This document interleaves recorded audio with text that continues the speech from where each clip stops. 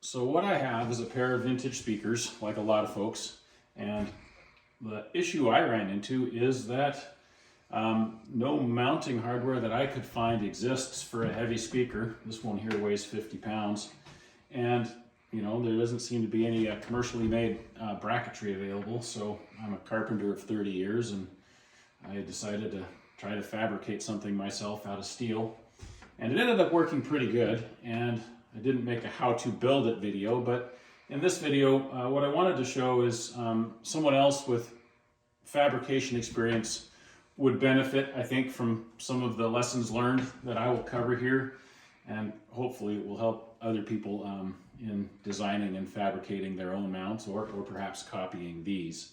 And one of my design guides was do no harm. It seems sacrilegious to me to run fasteners into a vintage speaker like this. This guy here is a Polk Monitor 10 Series 2 out of the late 80s, early 1990s. It's not worth that much per se, but I'm well aware of what really expensive speakers go for nowadays, vintage ones. And so, you know, I tried to come up with a system that didn't rely on altering the speaker in any way. There's one exception in that I had to alter the grill up front, but not the speaker itself. And moving forward, I will put out a disclaimer that this is for informational purposes only. You can do with this information as you wish, and you are solely responsible for any outcomes that you may encounter. So as a basic overview, this bracket tilts to 45 degrees, and it pretty much swivels to 45 degrees from 90 out of the wall. You're only limited kind of by the size of the base here, but it's got as full of a range of motion as you'd probably want for a wall-mounted speaker. And I don't know if I mentioned it earlier, but this speaker here weighs 50 pounds. It's not light, so you know, the challenge was to try to design something that's robust enough to carry, you know, a load like this, be able to swivel it safely. I weigh about 240 and hung off of this thing, and did just fine. So that's kind of my my safety factor, about a safety factor of 5. And what I'm going to do now is actually tilt this speaker back up to 90. This is easier done with 2 people, but can be done with 1. And then we'll talk about a few of the features. So it just locks in right up here at 90.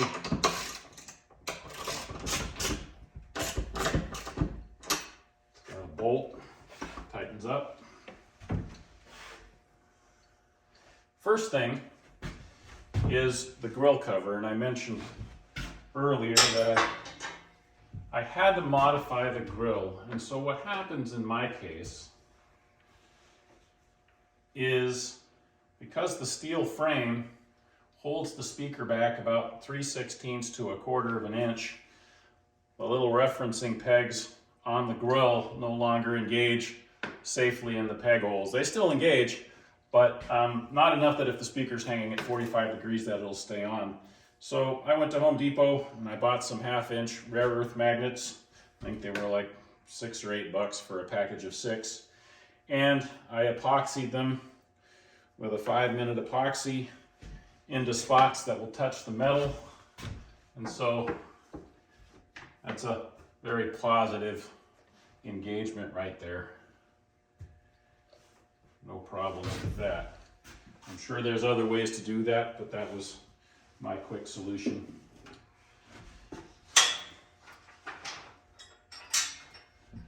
Just for safety, I'm going to snug this guy down really good. There we go. So the other part of this bracket assembly is just a couple of wing nuts that hold and adjust for this speaker in vertical and in tilt. And we'll see here in a minute what I mean.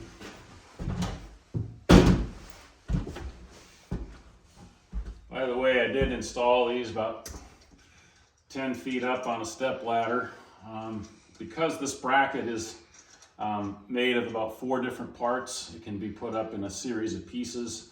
The hardest part of this whole assembly is getting a 50-pound speaker 10 feet up a ladder and setting it on the bracket tray. Okay, put these wing nuts away here.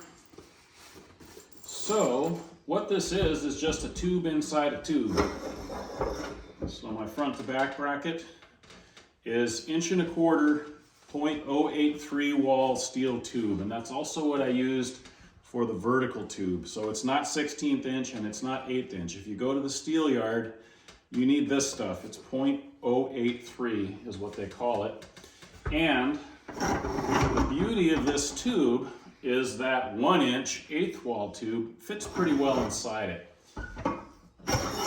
And to snug this tube up, the 1/8 wall tube, I tack welded on some washers, and then I just filed them till I got a fit that I liked. And, you know, depending on what size speaker you have, you could make this taller or shorter, however you wanted to do it. But that's the heart of the adjusting system. First time I hooked this or set this up, I dropped everything in place and drilled my 2 wing nut holes and locked everything into position. So now I'm going to take the speaker off. First order of business is to remove the speaker.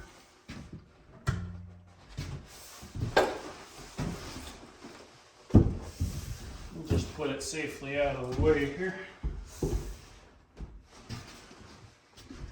Okay, what I can do is tilt this guy again.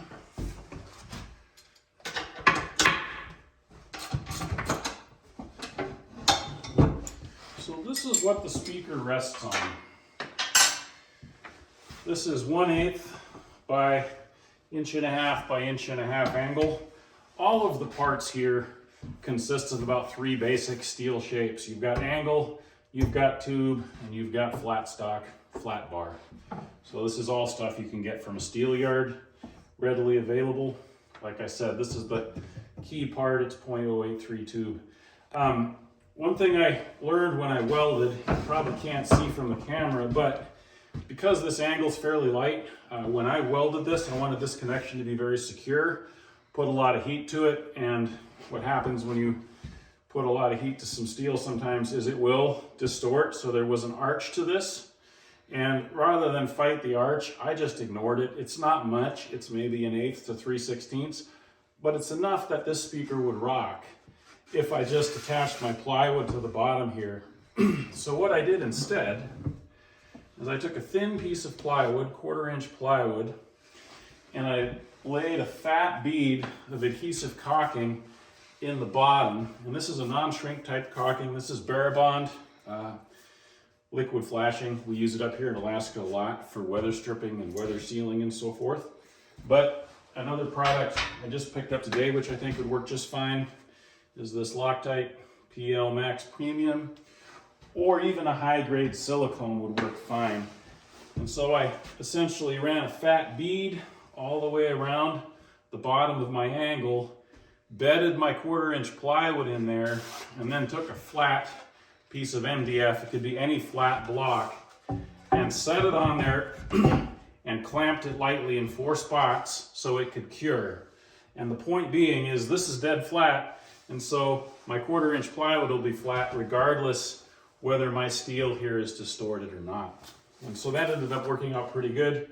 When I installed the speaker, it sat dead flat, and this caulking, as well as the other 2 caulkings I mentioned, have excellent adhesion, so I don't have any concerns about that not sticking inside there. Before I start tearing this bracket down, I wanted to point one more thing. I used a 60 mil EPDM rubber, just a 1/16 inch thick rubber, and contact adhesive, and I lined the inside of my speaker retaining bracket as well as my upper retaining bracket with rubber. So anything in contact with the speaker is isolated from steel by a securely adhered protective layer of rubber. Piece of advice for when you're adhering rubber to steel with contact adhesive: scuff the steel with a grinder. Make sure you have a scarified surface for good bonding, and also clean it. Use acetone so that you ensure that you've got a good bond with the rubber. Other than that, I'm going to start pulling this guy apart. And the first part of the assembly, going backwards,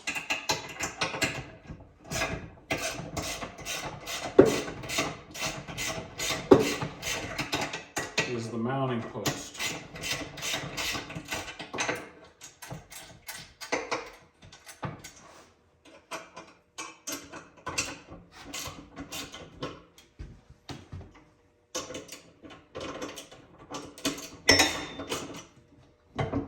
You know, in the interest of keeping things light, the thickest steel I used was 1/4 inch, and I tried to only use it where I absolutely had to.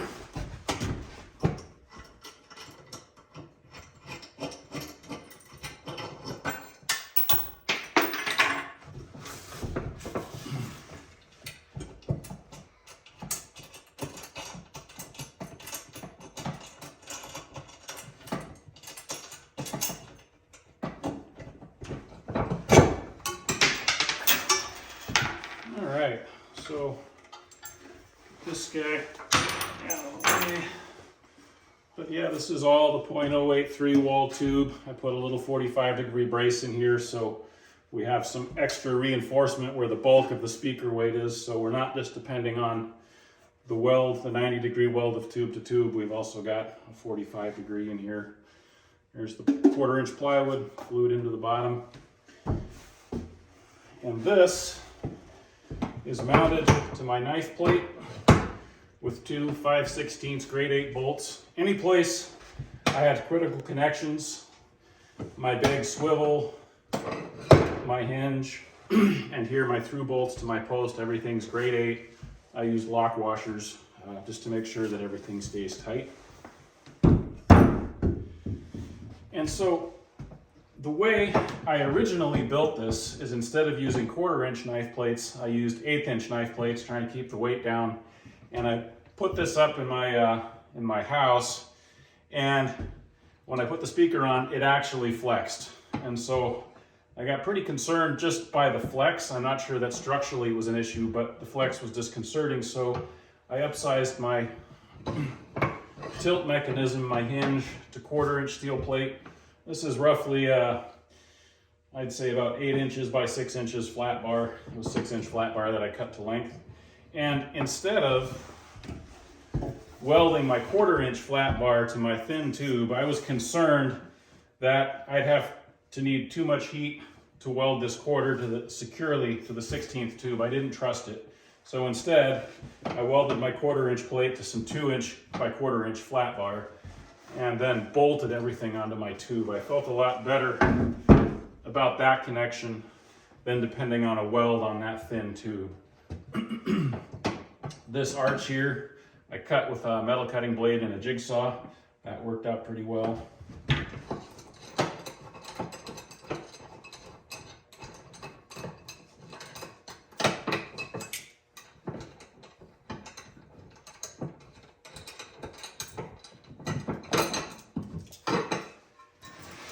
So I pointed it out earlier, but it's just a pivot point, and my 45-degree slide mechanism bolts in. And then the swivel is a grade 8 3/4 inch bolt.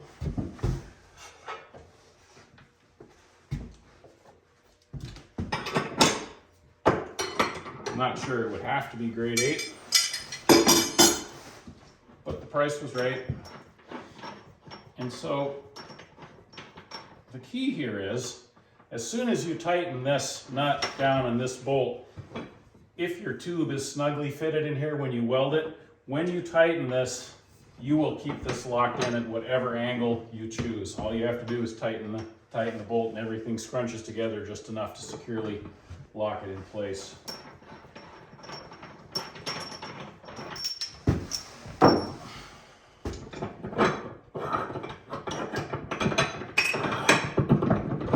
Everything's a pretty snug fit.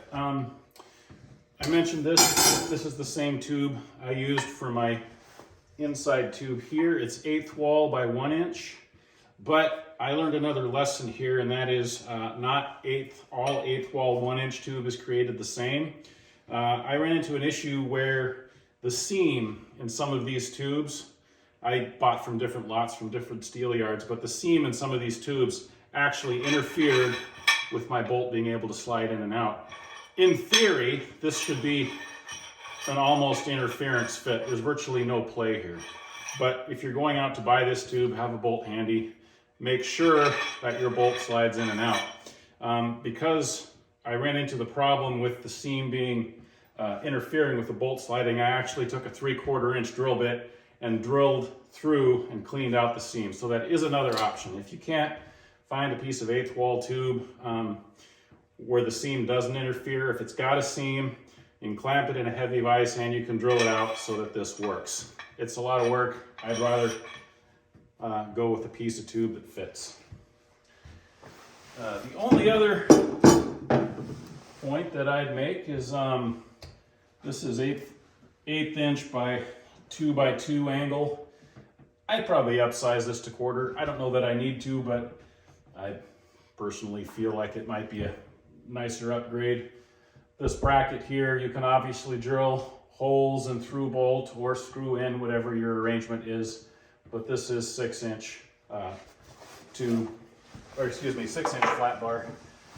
And for anyone that's curious, in my case, this bolt's a 10 inch by 3/4 bolt. So none of this is particularly tall or heavy in pieces when you put it all together. As I said, the speaker is the hardest part. It is nice to have an extra set of hands on this. In closing, I hope this video is useful to someone else who's looking at building a bracket. Feel free to drop me a message in the comments if you have any questions.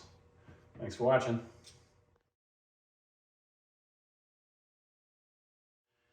As an afterthought, I'm going to give all the dimensions of the pieces that I used, starting with the wall plate.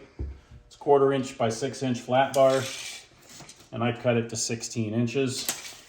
I left it longer on the top above my brackets, about 4.5 inches. I just felt in terms of the tilt forces at work here, it would be better to have this be taller and easier to run fasteners into.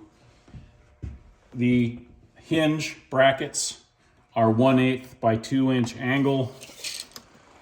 I cut it at 2.5 inches wide. And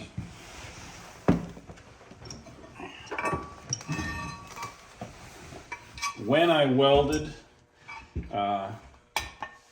my hinge plate in, I made sure that this was nice and snug, and then I ran my welds in there. If this gets too tight, you can always hit it with a hammer and get it to fit a little better. So here's my bolt. I'll just leave that there right now. My 3/4 inch bolt in this case is a 10 incher. I mentioned that earlier. It is grade 8.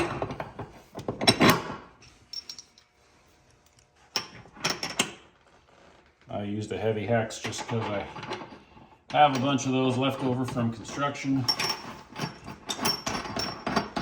Spin this guy up, but not so tight that it won't swivel.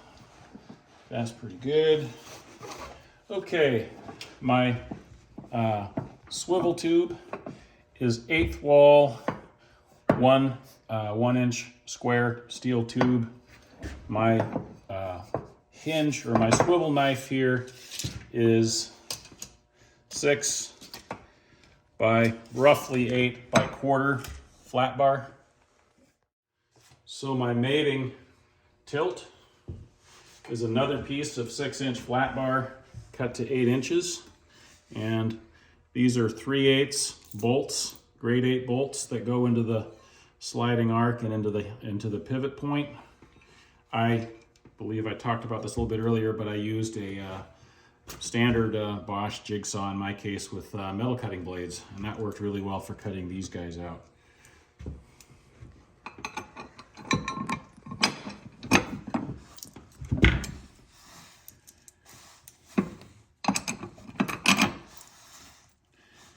And so, as I said, for final assembly, I put a lock washer on here. This is also a double thickness grade 8 washer, which can better resist the clamping forces when you really tighten this down once you've got your speaker located in the right direction for your needs. And this 1/4 inch plate is welded onto a piece of 1/4 inch by 2 inch by 12 inches long flat bar. The bolts that hold my column in place are 5/16. My column is .083 steel tube, and in my case, I made it 33 inches long. It really depends on the size of your speaker. My speaker is sort of a mid-sized speaker, and so it's 28. My speaker is 28 inches tall, and it's 15 inches wide by about 12 inches deep. You know, it really just depends on what your speaker dimensions are. The key is for the tube to slide in. You need that .083 wall tube if you're going to build it this way. I'm going to omit some of the washers just to keep things rolling. This guy, at least in theory, normally there would be a large washer on the front. What you don't want is a small washer. Because this is thin wall tube, you want a washer that's nice and big that bridges all the way to the edges of the tube. So you're minimizing any crushing forces in the center of the tube where it's weakest.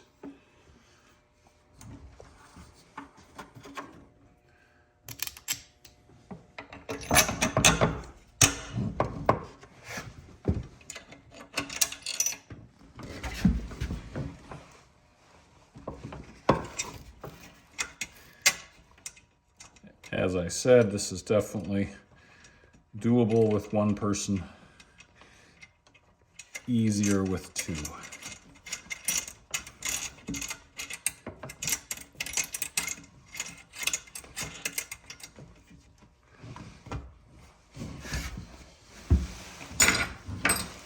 I'm going to tilt this up, maybe about to that angle.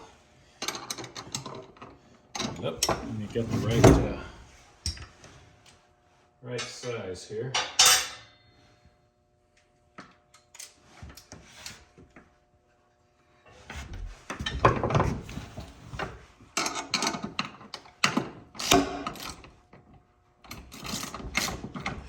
See, I can, on that 3/8 grade 8 bolt, I can crank down on it pretty good.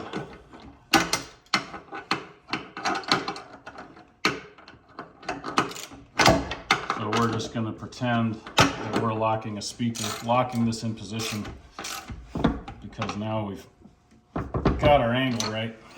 As I said, I was able to hang off of this guy. If these were tight, this play would be gone. And we'll take a look at the last couple pieces. So this here is more of that 1-inch square 1/8 wall tube. Got my tightening washers welded on there. And it just slides down in there. And this guy slides in here. And then in theory, if we wanted to pursue this further, I'd run my wing nut and my 1/4 inch bolt right through this hole. Your tube dimensions are going to change, your lengths and such, depending on the size of your speaker, but hopefully that's enough to at least get someone started.